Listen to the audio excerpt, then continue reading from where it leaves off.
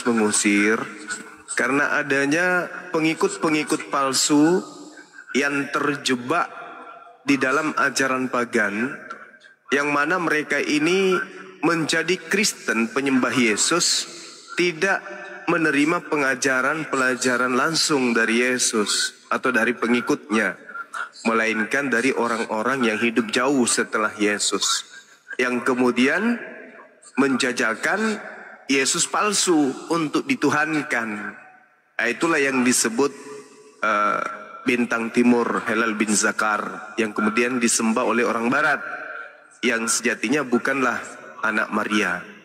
Makanya Yesus heran nanti, kenapa kok tiba-tiba ada yang menyembah dia gitu loh. Ada yang memanggil dia Tuhan. Padahal sejatinya selama dia mengajar di tengah-tengah Bani Israel, Yesus sama sekali tidak pernah mengajarkan dirinya adalah Tuhan. Bahkan selama 33 tahun Yesus sibuk membuktikan kalau dia adalah hamba Tuhan yang taat menjalankan segala perintah. Yohanes 14:31, dunia harus tahu bahwa aku taat kepada Bapa dan melakukan segala apa yang diperintahkan Bapa kepada aku. Itu bukti bahwa Yesus ini ya bukanlah Tuhan. Makanya dia heran, loh kok ini ada yang menyembah saya, mengusir setan pakai nama saya. Enyahlah daripadaku, kalian semua adalah pembuat kejahatan. Demikian.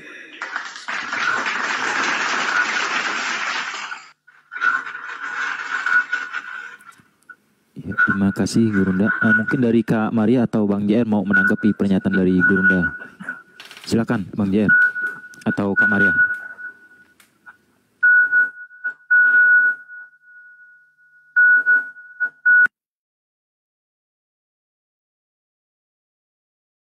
Ayo.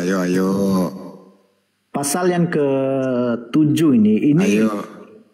ini adalah sambungan dari pasal yang ke-5. Itu aja Bang, yang tadi Pak, pasal tadi ya, judulnya itu aja, Ibu Bunda Rama. Kalau judulnya ini tentang mengikuti teologi, ini adalah tentang hal pengajaran yang sesat.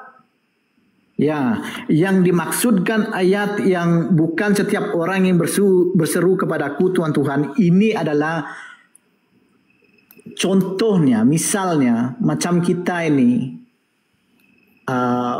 datang ke gereja tidak dengan hati yang betul-betul, hanya menyebut, sama juga muslimnya datang ke masjid menyebut nama Allah tapi membuat yang tidak baik, Allah juga tidak terima.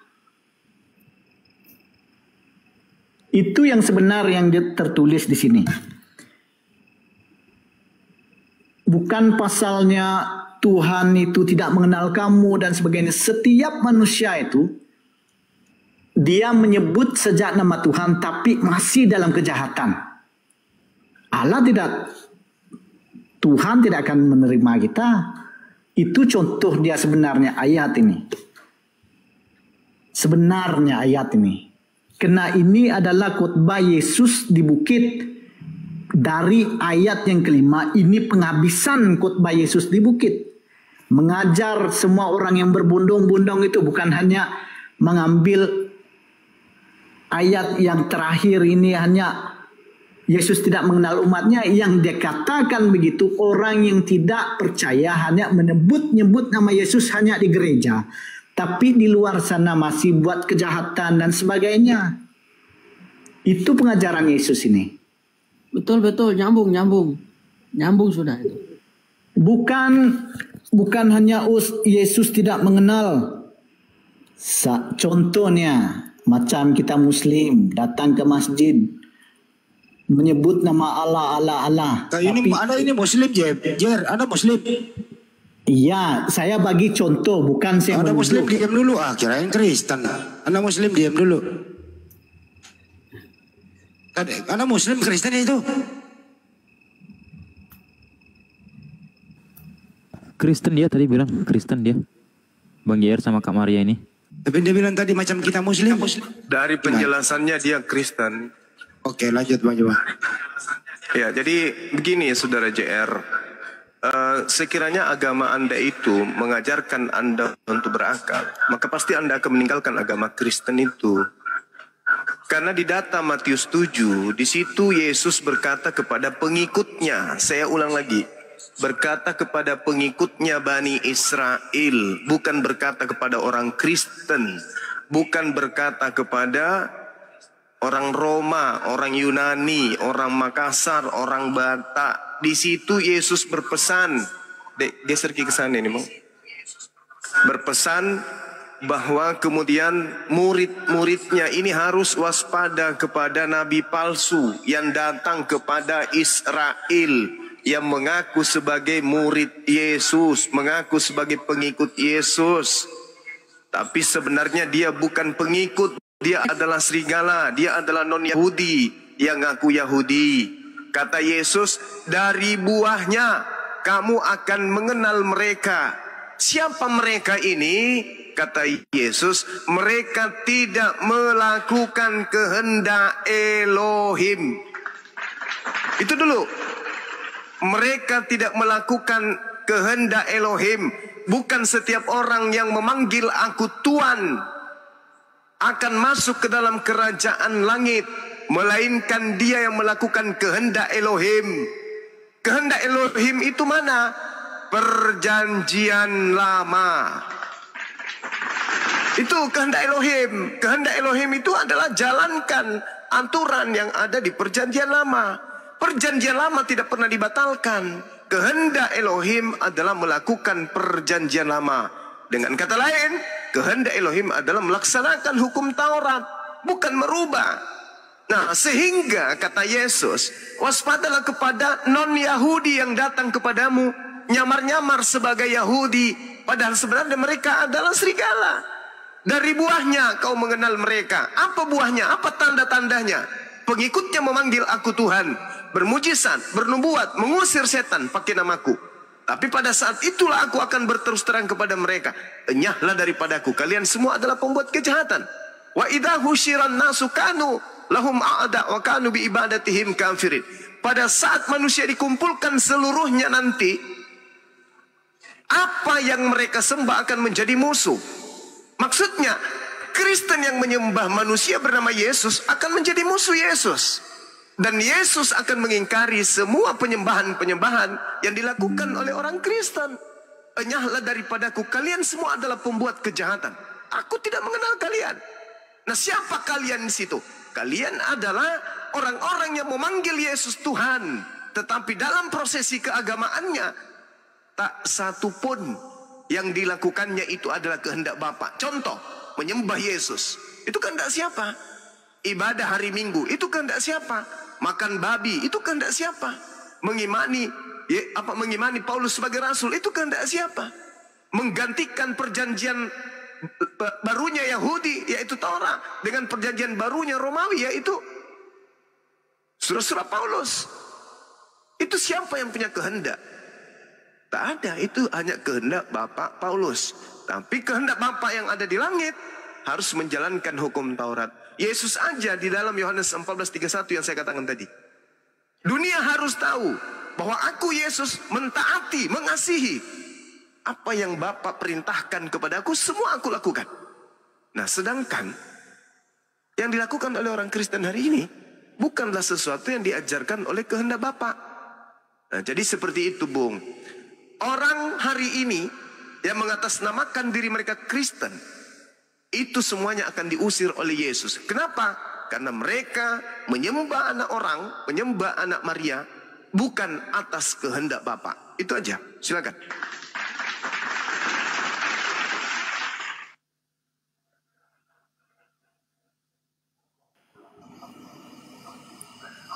Ya, bagi saya dari Injil Matius sampai ke Yohanes harus kita tahu paralel kesamaannya. Jangan ambil satu ayat baru dia mengatakan begini. Harus tahu penafsirannya. Kristen Yahudi, tahu berapa Kristen Yahudi di Israel? Saya bertanya. 0%. Kalau macam itu percuma lah saya berdebat kalau orang yang tidak tahu macam ini. Iya, berapa persen Kristen? Berapa persen Kristen di Israel? Malas mau berdebat dengan orang macam nangis. Nangis. Jangan nangis. Berapa persen Kristen di Israel? Kabur.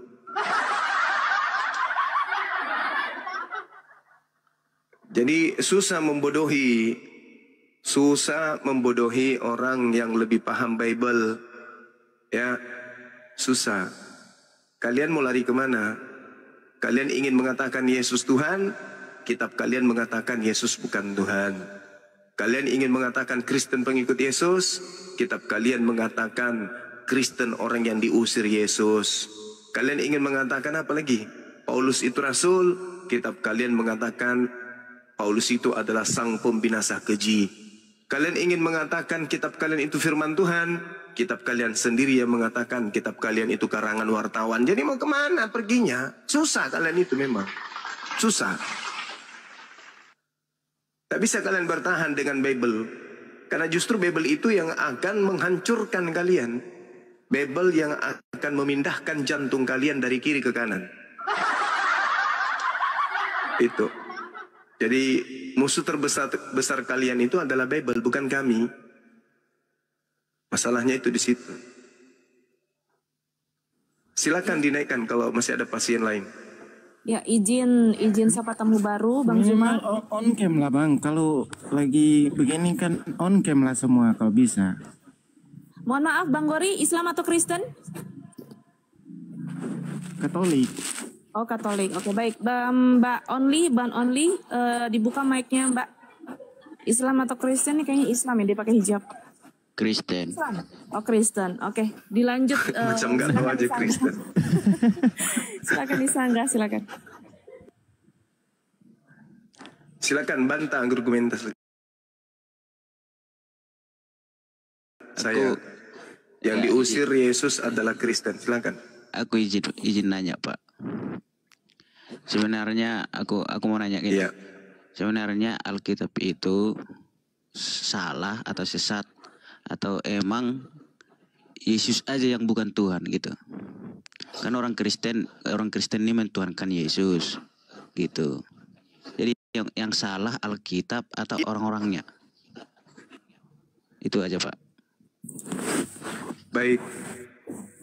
Kalau saya ditanya yang salah Bible-nya atau orang-orangnya? Mal on cam semua lah, jangan jadi pengecut. Yang salah ya dua-duanya. Penulis Bible itu tidak pernah kemudian berpikir kalau tulisannya kelak lolos di konsili. Pada saat terjadi kemudian kanonisasi kitab, mereka tidak pernah sadar kalau kitab mereka kelak akan menjadi kitab suci oleh sekelompok orang barat. Tuh, Lukas tidak pernah berpikir, penulis Yohanes pun demikian. Bahkan kalau Anda lihat seluruh surat Paulus itu ditulis Paulus bukan untuk dunia, bukan untuk seluruh dunia. Seluruh tulisan kitab-kitab Paulus itu ditujukan kepada orang per orang atau kelompok tertentu atau jemaat tertentu, bukan untuk seluruh umat manusia. Nah, salahnya kemudian adalah orang-orang Kristen itu tidak pernah mendalami Bible. Mereka tidak pernah mendalami. Mereka hanya percaya, bayar perpuluhan, bayar perpuluhan, percaya. Itu aja terus. Mereka dienakkan kemudian oleh janji-janji gereja, yang mana janji itu tidak bersumber dari Yesus. Jadi kalau Anda tanya yang mana yang salah, dua-duanya salah. Penulis Bible salah, Anda pun salah. Mengimani sebuah pernyataan-pernyataan wartawan yang Yesus pun tidak kenal kepada mereka. Demikian. Baik, terima kasih Pak. Tapi saya pernah bertanya demikian juga tapi ini bukan online, ini langsung lah. Saya pernah bertanya, ini ustadznya ini, saya orang Kalimantan Pak. Ustadznya ini bilang bahwa Alkitab itu bukan salah, yang salah orangnya. Nah, sedangkan Bapak bilang Alkitab itu salah juga, orangnya salah juga gitu. Padahal saya juga bertanya langsung di sini, Alkitab tidak salah, tapi yang salah orangnya. Di mana salahnya? Karena orangnya mentuhankan Yesus. Itu aja katanya Pak. Nah, bagaimana tidak dituhankan? Sementara di dalam kitab kalian itu dikatakan telah lahir juru selamat Tuhan di kota Daud. Yang lahir Tuhan. Kolose 2 nomor 9, mulai dari ujung rambutnya Yesus sampai ujung kuku kakinya Yesus, itu semuanya adalah Tuhan. Filipi 2 nomor 6, nomor 7, nomor 8, dewa, Theos, itu menjelma menjadi manusia Yesus. Jadi bagaimana mungkin tidak dituhankan? Sedangkan di dalam kitab saudara dikatakan bahwasanya Yesus itu adalah dewa yang nusul inkarnasi menjadi daging, menjadi manusia. Jadi dua-duanya salah. Belum lagi tampilannya yang tadinya Biblos, Biblika, Bible, berubah nama menjadi Alkitab. Jadi salah semuanya. Salah semuanya. Tulisan Lukas ditulis untuk Theophilus, tulisan Timotius untuk Timotius, Galatia untuk jemaat yang ada di Galatia. Kemudian ketika berbicara mengenai Filipi dan seterusnya, semua hanya berbicara kepada kelompok-kelompok tertentu, tidak ditujukan kepada seluruh umat manusia. Nah, terus kenapa dijadikan sebagai kitab suci? Setelah dibundel, dijadikan satu.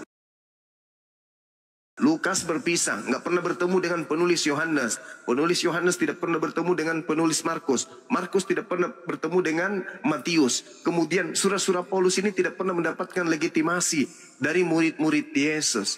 Apalagi Yesus tidak mengenalnya. Tapi ada kekuatan dari Roma Katolik itu menyatukan buku-buku itu, lalu di-clipping, dilengkapi dengan terjemahan Septuaginta dari kitab Tanak. Jadilah sebuah kitab. Padahal itu bukan kitab suci, itu hanya buku tulisan-tulisan orang-orang yang tidak dikenal disatukan lalu dianggap suci. Itulah kitabnya orang Kristen. Makanya antara Bible isinya itu satu dengan yang lain itu cakar-cakaran.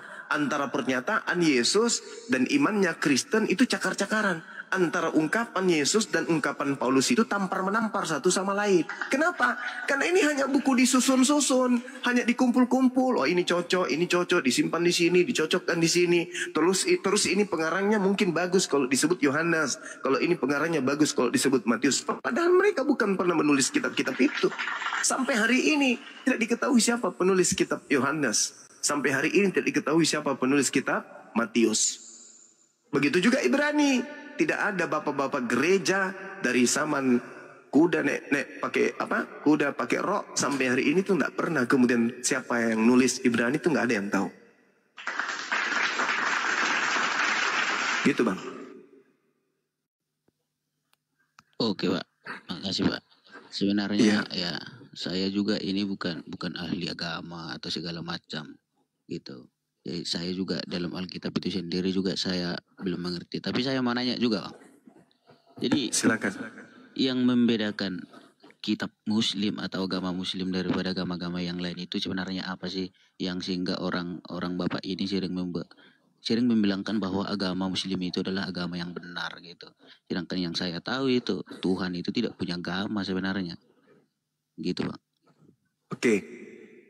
Kalau kita berbicara mengenai agama, seperti yang kita lihat, agama itu adalah aturan atau seperangkat aturan yang mengatur kehidupan manusia, baik hubungannya kepada Tuhan, begitu juga hubungannya kepada manusia. Nah sekarang permasalahannya adalah, apakah para nabi ada aturan-aturan dari Tuhan yang mengatur dalam pola kehidupan mereka? Ada. Itulah yang disebut agama. Agama itu bahasa kita. Kalau bahasa agama itu disebut jalan. Akulah jalan, akulah kebenaran, akulah hidup. Nah itulah yang disebut dinul, itu yang disebut agama. Millah, ajaran lurus, ajaran damai sejahtera, itulah yang disebut agama.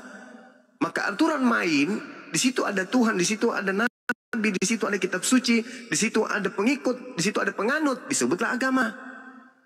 Seperti itu adanya. Nah, jadi kalau Anda mengatakan Tuhan tidak mengajarkan agama, siapa bilang? Tuhan mengajarkan aturan. Bahkan dari sejak Nabi Adam, Tuhan memberikan aturan. Adam, ini boleh kau makan, ini bisa kau makan, ini tidak boleh. Nah, itulah agama, itulah aturan. Supaya orang itu bisa damai sejahtera, supaya orang itu tidak kacau hidupnya, maka harus tertuntun berdasarkan keinginan Tuhan itu sendiri. Nah, yang terjadi di Islam, kenapa dikatakan Islam itu agama yang hak? Karena kitab sucinya itu rasional, masuk akal. Yang disebut kitab suci bukan hanya kitab yang dianggap suci. Kitab itu harus berasal dari Sang Yang Maha Mengetahui. Nah, untuk mendeteksi bahwa kitab itu berasal dari Sang Yang Maha Mengetahui, maka kitab itu sudah pasti tidak bertentangan dengan apapun, tidak bertentangan dengan akal, tidak bertentangan dengan logika, tidak bertentangan dengan ilmu pengetahuan. Kenapa demikian? Karena kitab ini berasal dari Sang Maha Mengetahui. Berarti sumbernya adalah Sang yang memberi pengetahuan. Maka kitab sucinya tidak boleh bertentangan dengan ilmu pengetahuan. Karena berasal dari Sang Maha Mengetahui. Seperti itu. Nah, kalau sebuah kitab kemudian bertentangan dengan akal, bertentangan dengan ilmu pengetahuan, bertentangan dengan zaman, maka jelas itu bukan firman Tuhan. Kenapa? Mustahil Tuhan tidak mengetahui tentang kemaslahatan hidup manusia. Contoh, ketika dikatakan kemudian Yesus adalah Tuhan, lalu di sisi lain Yesus tidur, Yesus mati, itu sudah gagal di sana. Bible gagal membuktikan dirinya sebagai firman Tuhan. Justru Bible mempertontonkan hal yang lucu, bahkan lebih lucu daripada cerita-cerita tahayul. Yesus Tuhan, ya mati, ya ketawa orang yang berakal. Karena itu sudah tidak relevan untuk dipercayai. Dulu mungkin 3000 tahun yang lalu, ya 1000 tahun sebelum Masehi, mungkin masih cocok. Karena orang belum memiliki kemudian kemampuan dalam berpikir yang dinamis, yang mampu kemudian melahirkan ide-ide baru, pengetahuan-pengetahuan baru, hal-hal baru yang dibutuhkan oleh kemaslahatan kehidupan manusia. Dulu mungkin zaman batu, orang belum tahu internet. Kalau diajarkan Tuhan kita datang, itu dulu. Karena memang dulu-dulu orang percaya terhadap dewa-dewa. Kalau dulu 2000 tahun yang lalu dewa nusul menjadi manusia, ya itu hal biasa bagi orang dulu. Contoh misalnya di Kisah Para Rasul 14 nomor 11, Paulus disebut dewa kan? Ketika Paulus melakukan mukjizat, apa kata orang? Oh, dewa kita sudah turun menjadi manusia. Inilah Paulus, dewa Hermes. Artinya kalau 2000 tahun lalu dewa nusul menjadi manusia, orang masih percaya. Krishna, Attis, Horus, Hercules, Yesus, orang masih percaya. Tapi hari ini hanya orang yang tak menggunakan akal sehat yang mau percaya pencipta langit dan bumi mati dibunuh oleh ciptaannya sendiri. Nah, sedangkan Tuhannya orang Yahudi menyatakan dirinya, Laisa kamitslihi syai', aku Tuhan tidak serupa dengan apapun, aku maha tinggi. Al-Quran juga mengatakan itu. Sejak sesaman ini, semodern sekarang ini, apakah masih relevan? Relevan. Tuhan mustahil sama seperti makhluk, mustahil. Nah sekarang kalau Yesus dikatakan Tuhan, apakah masih bisa dipercaya zaman ini? Gak bisa. Bagaimana mungkin orang yang sudah pola pikirnya maju dikatakan ini adalah seekor monyet, padahal yang ditunjukkan itu adalah gajah? Tak mungkin. Kamu, apa paman? Ini adalah monyet loh, padahal nyata-nyata yang ditunjuk itu adalah gajah. Hanya orang yang malas belajar, malas berpikir yang mau percaya. Itu gak bisa. Makanya sekarang ini di barat itu orang cenderung meninggalkan agama Kristen ini. Kenapa? Karena sudah tidak zaman orang memperbodoh diri, menyembah sesuatu yang tidak masuk akal. Masa kan kita menyembah makhluk yang mati dibunuh oleh ciptaannya sendiri? Itu kalau dikatakan demi untuk menebus dosa, itu akal-akalan. Itu tidak ada dalil yang bisa membenarkan kemudian yang berasal dari ajaran para nabi. Kalau karangan-karangan barat, Yesus datang menembus dosa manusia, itu karangan barat. Tapi kalau para nabi termasuk Yesus, tidak mungkin. Bahkan diceritakan dalam kitab saudara, di dalam pada saat Yesus itu disalibkan, apa kata Yesus? Bapa, ampunilah dosa mereka, sebab mereka tidak tahu apa yang mereka lakukan. Kok bisa kayak gitu?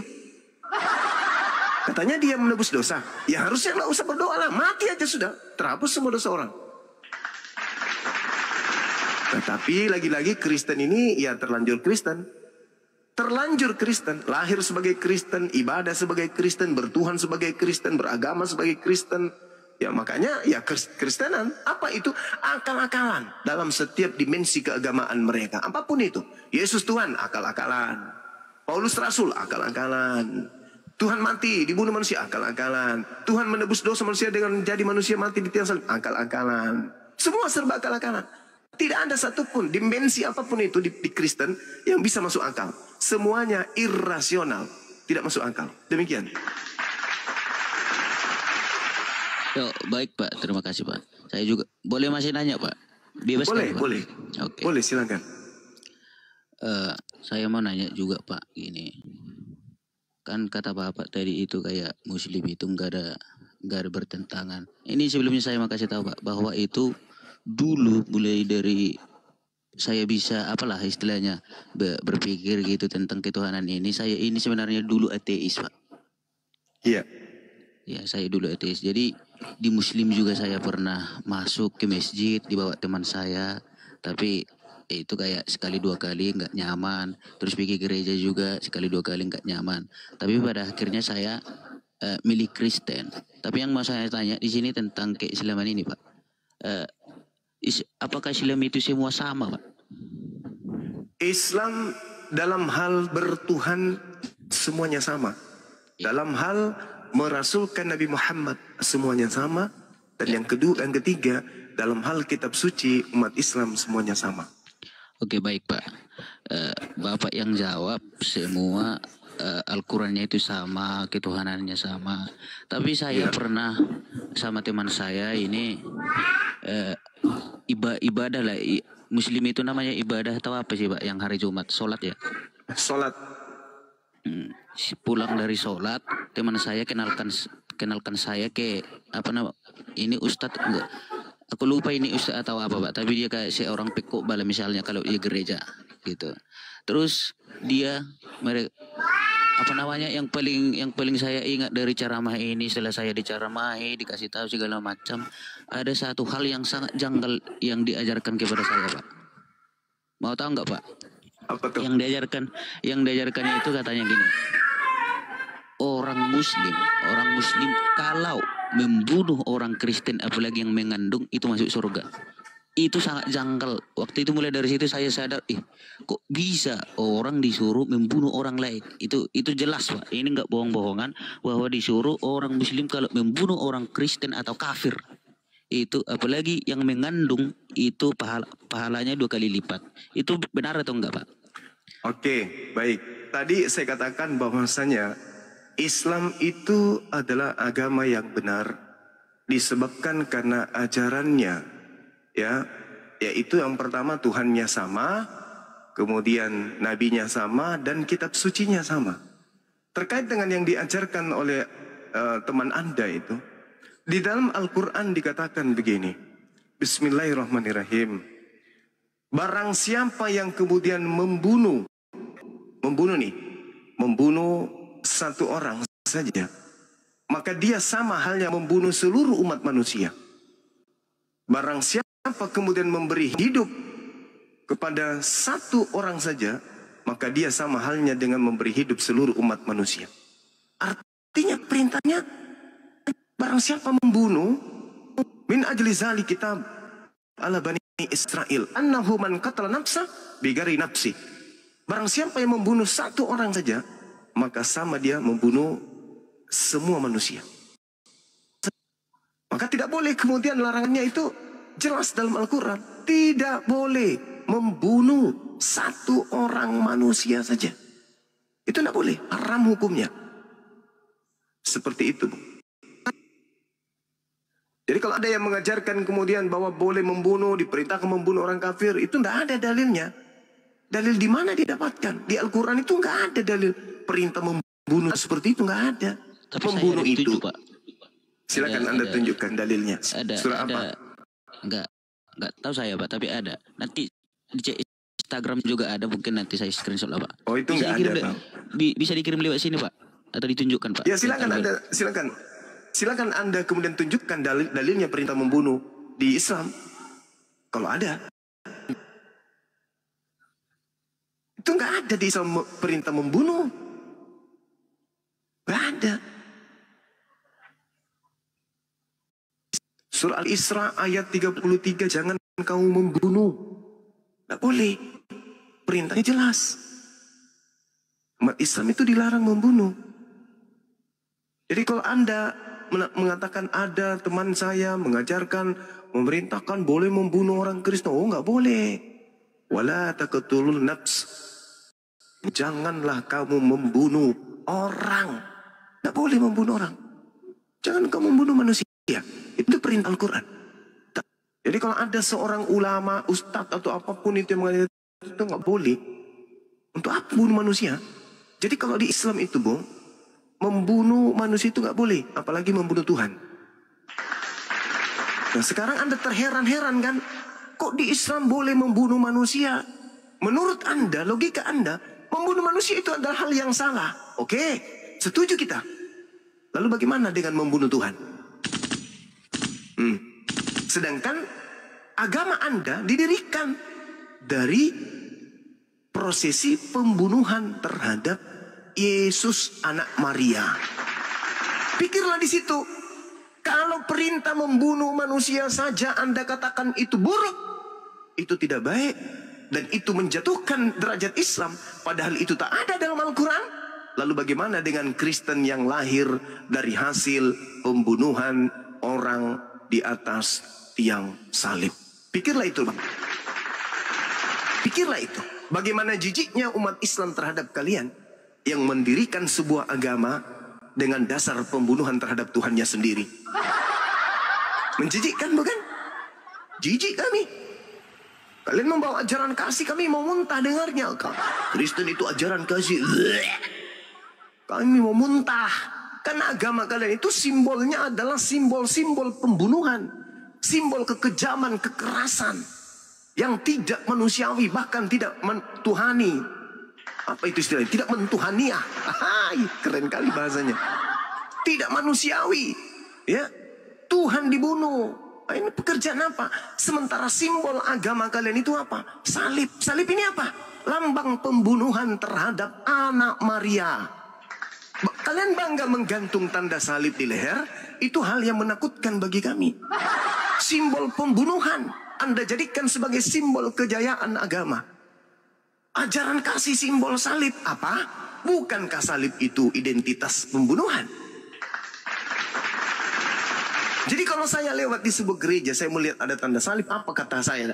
Baik teman-teman saya yang ada dalam kendaraan, saya candai biasa. Ini orang yang bangga terhadap pembunuhan. Dan bukan hanya membunuh kepada manusia, tapi membunuh kepada Tuhannya sendiri. Dia bangga memasang tanda salib, di mana Tuhannya pernah disalibkan di atas simbol itu. Sehingga mereka bangga. Kami adalah ajaran kasih loh. Mana buktinya? Nih tanda salib. Emang tanda salib itu apa? Ini adalah tempat Tuhan kami digantung di pantai. Oh gitu yang disebut kasih. Nah inilah ya. Anda bertanya di Islam, padahal di Islam itu wala taqtulun nafsa, janganlah kamu membunuh satu manusia pun. Barang siapa yang membunuh satu manusia, maka dia sama halnya membunuh seluruh umat manusia. Gak boleh. Gak boleh. Nah sedangkan di Anda, jangankan membunuh manusia, membunuh Tuhan pun boleh. Roma 14 nomor 9, untuk itulah Yesus mati, supaya dia dibangkitkan kembali untuk menjadi Tuhan. Jadi Yesus mati itu tujuannya untuk menjadi Tuhan. Syarat menjadi Tuhan bagi agama Anda, mati dulu. Karena Yesus sebelum mati dia manusia biasa. Makanya ada istilah 100% manusia, 100% Tuhan. Pada masa mana Yesus itu manusia? Pada saat dari lahir sampai dia digantung di tiang salib. Setelah dia dibunuh digantung di atas tiang salib, berubahlah dia menjadi Tuhan. Maka syarat bagi Yesus menjadi Tuhan harus dipantek di atas tiang listrik. Di atas tiang salib. Coba tanya pendeta. Pendeta, ya paman, kapan Yesus itu manusia 100%? Oh, pada saat dia nangis, keluar dari rahim ibunya, sampai dia digantung di tiang salib. Lalu kapan dia jadi Tuhan? Oh, ketika dia keluar dari kubur, sampai sekarang naik ke langit. Jadilah dia Tuhan. Berarti syarat menjadi Tuhan, mati dulu. Jadi yang menghadiahkan Tuhan bagi Kristen adalah tentara Romawi dan orang-orang Farisi dan ahli Taurat. Maka orang Kristen harus berterima kasih kepada orang Farisi, kepada ahli Taurat, kepada imam kepala, kepada mahkamah agama, kepada tentara Romawi. Dan yang paling tinggi peranannya adalah iblis. Yohanes 6 nomor 70. Akulah yang memilih engkau yang 12 orang, kata Yesus. Dan satu di antaramu adalah iblis. Iblis inilah yang merasuki Yudas. Ketika Yudas kerasukan iblis, Yudasnya mengkhianati Yesus. Ketika hasil dari pengkhianatan Yesus ditangkap, hasilnya Yesus dibunuh. Maka orang Kristen secara persekutuan gereja sedunia harus selalu berterima kasih kepada iblis. Karena iblislah yang menghadiahkan Yesus di atas tiang salib. Makanya gereja ibadah hari Minggu untuk mengucapkan terima kasih kepada iblis. Makanya kalau ke gereja siapa yang dipuji di sana? Yesus. Yesus Tuhan kami. Yesus Tuhan kami. Itu yang dipuja itu siapa? Bintang Timur. Berterima kasih kepada Bintang Timur yang telah menghadiahkan kepada Kristen Tuhan bernama Yesus. Makanya Yesus yang Bintang Timur itu datang. Akulah Yesus yang telah kau gantung di pohon. Sang Bintang Timur gilang gemilang. Nah, setelah itu kemudian maka Kristen sudah memiliki Tuhan sendiri bernama Yesus. Yahudi tetap menuhankan kepada Tuhannya Yesus yaitu Elohim. Tetapi agama baru bernama Katolik sebagai induk dari pecahan Kristen mengganti Tuhan Elohim, mengganti dewa mereka, dewa Hermes, dewa Horus, dewa Antis, dewa Zeus, dewa Hercules, diganti nama mereka, patung mereka dihancurkan, diganti dengan patung Yesus dan nama Tuhannya berubah menjadi Yesus. Maka pada hari Minggu kalian ke gereja berterima kasih kepada iblis yang ngaku-ngaku sebagai Yesus. Silakan hadirkan pendeta yang bisa menghadapi saya dengan materi ini. Saya garansi mereka. Silakan. Boleh membunuh manusia dalam Islam? Enggak boleh. Lalu boleh enggak di Islam membunuh Tuhan? Lawak-lawak. Dibalik di Kristen. Boleh enggak membunuh manusia di Kristen? Boleh. Boleh enggak membunuh Tuhan? Jangankan Tuhan, manusia aja dibunuh. Apalagi jangankan manusia, Tuhan aja dibunuh. Apalagi manusia. Makanya Kristen itu, Bung, tidak ada sejengkal tanah pun di atas muka bumi ini yang lolos dari pembunuhan, penjajahan Kristen. Tidak ada. Karena memang jangankan manusia, Tuhan kami aja kami bunuh, kata Kristen. Apalagi kalian. Coba Anda lihat. Coba Anda ke gereja. Siapa yang Anda sembah? Yesus kan? Siapa Yesus itu? Tuhan kalian kan? Ini prosesinya jadi Tuhan kapan? Pada saat setelah dia dibunuh. Betul? Betul. Untuk itulah Yesus mati. Supaya dia bisa menjadi Tuhan untuk kita, untuk Kristen. Itu data, Bu. Data. Yuk, Roma 14 nomor 9, Filipi 2 nomor 6, nomor 7, nomor 8. Bahkan taat sampai mati di atas pohon. Untuk apa? Untuk menjadi Tuhan bagi orang barat. Makanya orang Timur Tengah, orang Yahudi, orang Arab tidak menuhankan orang barat. Hanya kalian yang menuhankan orang barat. Yesus bule yang kalian sembah itu. Selamat malam Pak Zumo. Malam. Boleh bertanya? Boleh. Saya mau bertanya dua, cuman saling berkaitan aja. Iya, silakan. Kitab di dunia ini yang terbesar ini Al-Quran dan Alkitab. Al-Quran dan Bible. Iya. Oh ya, oke, Bible. Apa yang terjadi kelak seandainya Al-Quran itu adalah ciptaan memang benar-benar dari Tuhan? Apa yang terjadi dengan yang tidak mengimani Al-Quran itu? Atau katakanlah orang yang di luar agama Islam? Apa yang terjadi kepada mereka? Itu menurut Al-Quran bagaimana? Dahalal jannah. Apa itu? Masuk neraka. Berarti dahalal jannah? Ya, innalladzina kafaru min ahlil kitab wal musyrikina fi nari jahannam khalidina fiha abada. Orang-orang kafir di dalam neraka kekal. Oh, kekal ya? Iya, sama seperti Matius 7, Yesus mengatakan orang Kristen di neraka kekal. Kalau seandainya Alkitab yang benar, nggak mungkin, itu nggak mungkin. Mau dibolak-balik seperti apapun nggak mungkin benar. Tapi andaikan saja Bible itu benar, maka kasihan Kristen. Kasihan sekali. Karena Kristen akan diusir. Matius 7. Tidak setiap orang kecuali yang melakukan kehendak Elohim yang akan masuk ke dalam surga. Pada hari terakhir nanti banyak orang memanggil aku Tuhan, Tuhan. Bukankah kami bernubuat mengusir setan, bermujizat, pakai namamu Yesus? Pada saat itulah aku Yesus akan berterus terang kepada mereka, enyahlah daripadaku, aku tidak mengenal kalian. Kalian semua adalah pembuat kejahatan. Artinya Bible benar, kalian diusir ke neraka. Bible tidak benar, kalian masuk ke neraka. Jadi mau lari kemanapun tetap aja kalian ke neraka. Nah sekarang, kalau Bible itu benar, ada tidak ancaman terhadap orang Islam di dalam Bible? Tak ada. Justru di Bible itu Yohanes 17 nomor 3. La ilaha illallah. Ayat berapa? Isa Rasulullah. 17. Yohanes 17 nomor 3. Hidup kekal itu adalah mereka mengenal Engkau satu-satunya Tuhan yang benar dan mengenal Yesus yang Engkau utus. Di iman kami itu jelas. Wa isqala Isa bin Maryam ya bani Israel, inni rasulullahi ilaikum. Nah sama seperti Yohanes 17 nomor 3. Hidup kekal itu kalian boleh peroleh, yaitu dengan cara mengenal Tuhanku sebagai satu-satunya Tuhan dan mengenal diriku sebagai Mesias, satu-satunya utusan yang ada di tengah-tengah kalian. Jangan kau anggap lagi Lukas utusan, Markus juga utusan, Paulus juga utusan. Akulah utusan, tak ada yang lain. Ya, Artinya silakan. Pak, berarti kalau kita mempercayai Al-Quran kita masuk surga, tidak mempercayainya kita masuk neraka, dan kita mempercayai Bible pun kita masuk neraka. Itu Ya. pandangan Pak Azuma ya? Betul sekali.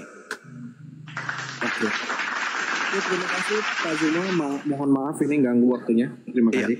Terima kasih atas pertanyaannya. Oke, boleh turunkan saya, host. Silakan.